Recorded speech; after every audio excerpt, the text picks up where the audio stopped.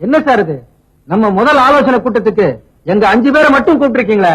நமது மந்திரி சபையின் முதல் ஆலோசனை கூட்டமாக இதில் கலந்து கொள்ள மற்ற உதவி பிரதம மந்திரிகளை ஏன் அழைக்கவில்லை என்ற கேள்விக்கு இடமில்லை.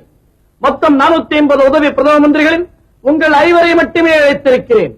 மற்ற உதவி பிரதம மந்திரிகளுக்கு நமது ஆலோசனை கூட்டங்களில் கலந்து கொள்ள இடமில்லை. மற்றவர்களுக்கு இடமல்ல என்று கூறுவது அவர்களை கேவலப்படுத்துவது போல இருக்கிறது. இடமில்லை என்றால் என்ன அர்த்தம்? இந்த அறையில் இடமில்லை. நமது தீர்மானங்களை இங்கு சரி செய்துவிட்டு பார்லிமெண்டில் நமது அங்கத்தினர்களை கொண்டு அவைகளை சட்டமாக்கிவிட வேண்டும். இதுதான் நமது யோசனை. மிஸ்டர் துக்ளக், உங்க காரியதரிசி அனாவசியமா நம்ம மீட்டிங்ல பேச வேண்டியில்லை. அவர் ஒரு சாதாரண காரியதரிசி. நீர் ஒரு சாதாரண உதவி பிரதம மந்திரி தானே?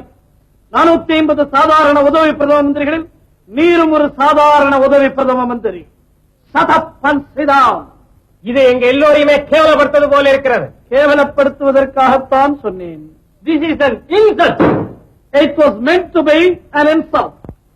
நாங்கள் ஏகாதிபத்திய பரம்பரையை சார்ந்தவர்கள் என்பதை நன்கு காட்டுகிறேன். நமது கூட்டணியில் பிளவு ஏற்படும். ஜாகிரதை.